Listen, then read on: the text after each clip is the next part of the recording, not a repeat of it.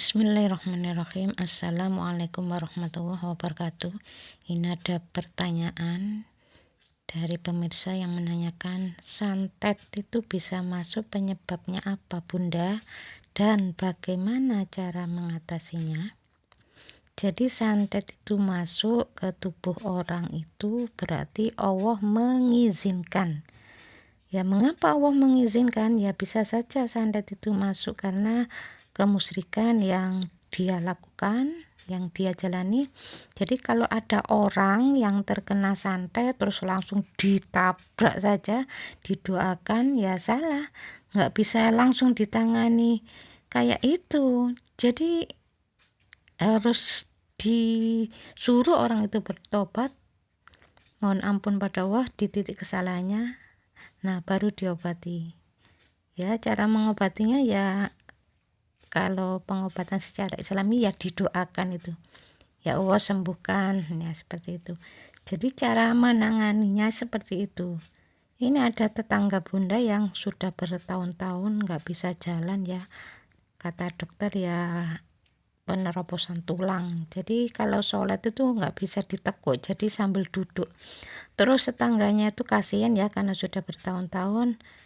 Terus waktu melakukan ibadah haji didoakan, ya saya gini kan, coba lihat sembuh apa enggak, ya enggak. Kalau saya disuruh mendoakan enggak mau, suruh dia bertobat, mohon ampun di titik kesalahannya, jangan marah-marah lagi dengan putranya, insya Allah nanti diberikan kesembuhan oleh Allah. Pokoknya kuncinya tuh nurut ya, manut. Kalau dinasihati, didengarkan, dilaksanakan, terus mohon ampun pada Allah, ya sudah, cuma gitu aja. Ini ada orang sampai bertahun-tahun ya didoakan, ya sudah.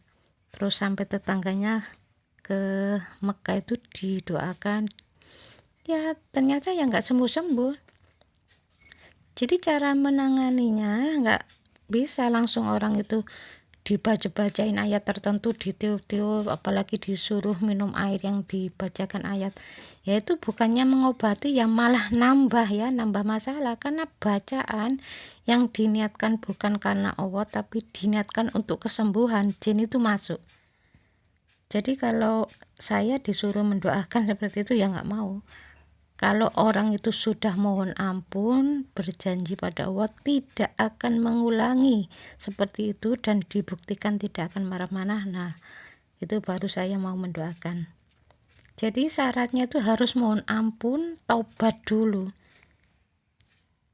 Ini ada teman dokter ya, teman dokter itu malah menyuruh pasiennya, kamu harus mohon ampun dulu pada Allah Ta'ala. Jadi titik kesalahannya itu terletak kalau misalnya telinganya itu berdenging, ya berarti ada masalah di telinganya, disuruh mohon ampun. Setelah itu dokternya ngobatin. Nah itu saya acungi jempol dokter itu, berarti dokter itu hebat. Tapi kalau ada ustadz, meskipun ustadz itu hafal Al-Quran tapi tidak mengingatkan pada pasiennya, langsung diobatin saja, yaitu masih hebat dokter itu daripada ustadz itu kalau menurut saya ya. Mengapa ketika orang itu jujur mengakui kesalahan ya kok langsung diberikan kesembuhan? Ya syaratnya ya memang harus taubat dulu, mohon ampun, di titik kesalahannya Allah itu memberikan kesembuhan. Jadi kalau ada orang misalnya keguguran, ya kata dokter kandungannya lemah, enggak. Kalau saya enggak mengatakan seperti itu. Allah itu menjadikan rahim itu sangat kuat, sangat kokoh. Jadi kalau ada janin keguguran bukan karena tidak kokoh, itu sudah dibuat kokoh, harusnya nggak jatuh ya. Mengapa kok jatuh? Ya karena orang itu melakukan kesalahan yang berupa sering marah yang sangat kuat dengan suami dan ada kebencian, nanti janin itu bisa gugur. Kalau usia di atas 45 dengan suami, kalau di bawah 45 berarti punya kesalahan terhadap orang tua. Jadi kalau ada seminar ya membahas tentang kanker serviks, nggak usah begitu-begitu ya. Pokoknya jangan ngomel dengan suami, insya Allah tidak akan kena kanker serviks.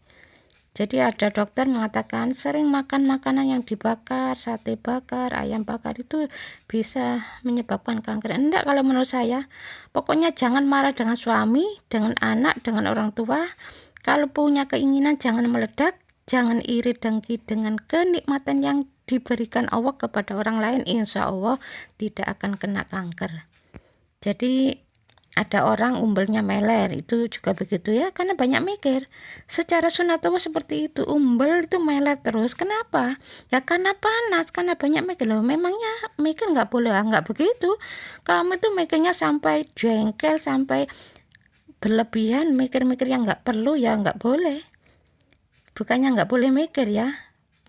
Kalau mikirnya berlebihan, sesuatu yang seharusnya tidak dipikirin kok dipikirin, nah ini kan kurang perlu, itu bisa menyebabkan umbel meler. Kalau mikirnya tuh sambil jengkel, itu nanti adem panas.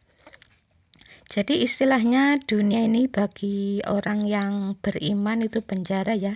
Jadi ngomong ya diatur, terus ada orang ngomong diatur telinganya supaya nggak jengkel. Gimana caranya? Ada orang ngomong nggak enak, di telinga ini diatur. Oh, kalau jengkel dengar sesuatu nggak enak terus jengkel, ya telinganya nanti berdenging. Lama-lama itu bisa menyebabkan telinganya nggak bisa mendengar. Iya, bener. Ya, mudah-mudahan video ini ada manfaatnya ya. Assalamualaikum warahmatullahi wabarakatuh.